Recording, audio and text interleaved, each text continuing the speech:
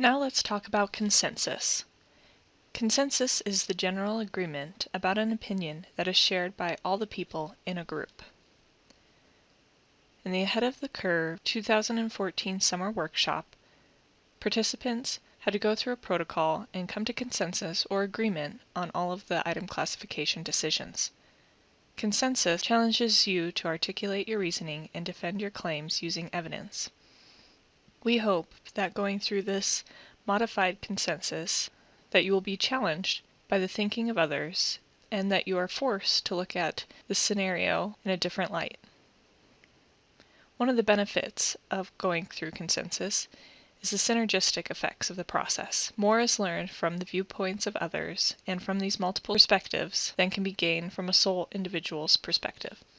A few goals we have for consensus is that you understand the protocol for coming to agreement, that you're prepared to use the consensus protocol, and that you understand consensus means you can live with the decision made by the group. Here is a modified version of the consensus protocol that was given in the Ahead of the Curve summer workshop. For the purpose of PAL instruction, we're going to modify this into a claims evidence reasoning format, but it is helpful for you to understand what participants from the summer had to go through. In addition, what live consensus looks like in case you hope to replicate the processes that you have learned through taking this course in a face-to-face format.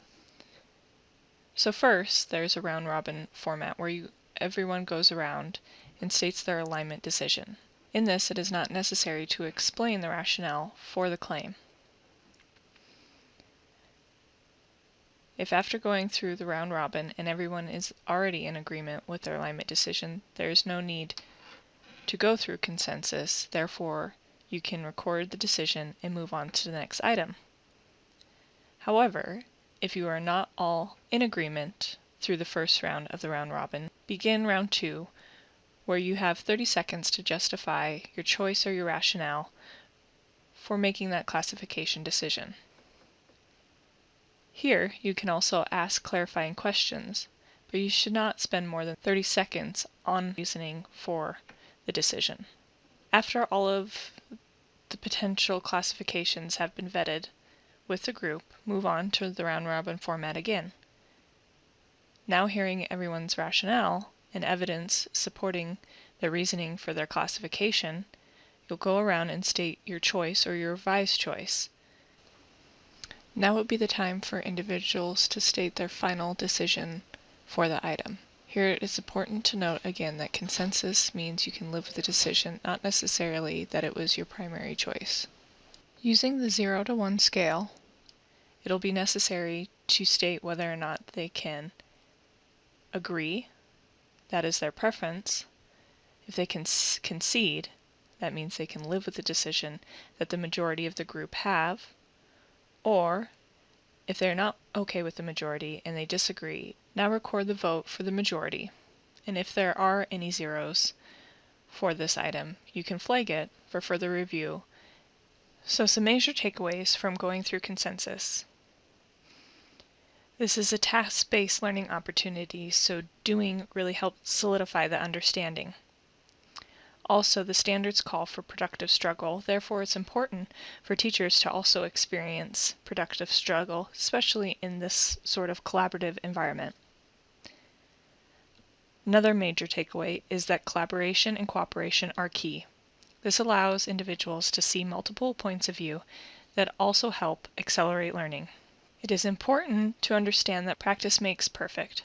Once is not enough. Regular opportunities for hands-on or experiential learning are necessary to increase one's comprehension and overall understanding of the content.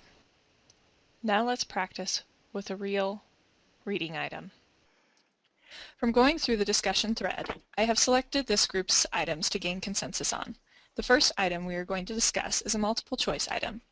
The item is, according to the alien invasion, Australian farmers imported cane toads into Australia in order to, there are 4 options, so I will moderate the discussion and facilitate our consensus protocol. We will go in round-robin style, starting with Brooke, followed by Jared, then Chris, then Jake, and lastly Drea. This process should take no more than 5 minutes. We'll start by going around in order and stating our alignment Brooke, will you please tell us your overall passage rating for this text? I thought it was a 2, somewhat complex text. I agree. I also agree. Agree. I agree.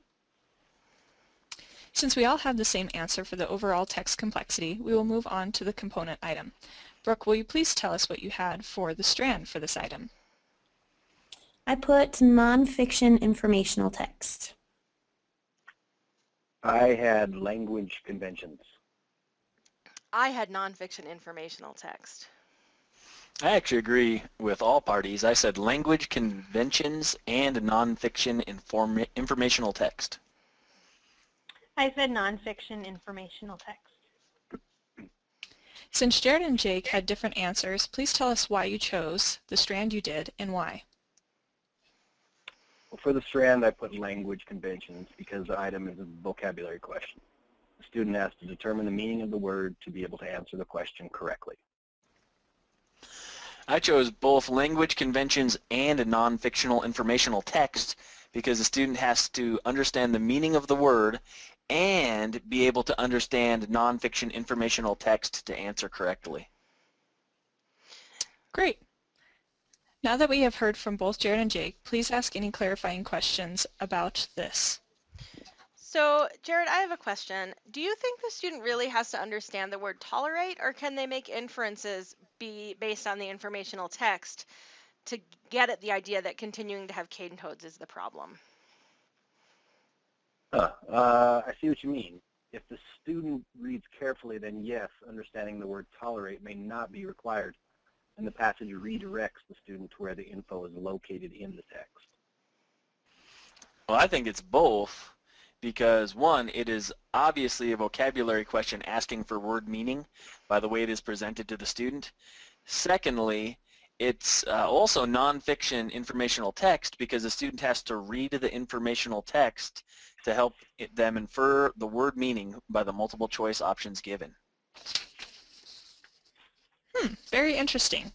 So from deliberating on the evidence here and the rationale for your judgment support, we will now go around and state our choices or our revised choices. Brooke, will you please start with what you have for the strand? I think I'm going to stick with nonfiction informational text. I agree, nonfiction informational text. I'm convinced it's both language conventions and nonfiction informational text.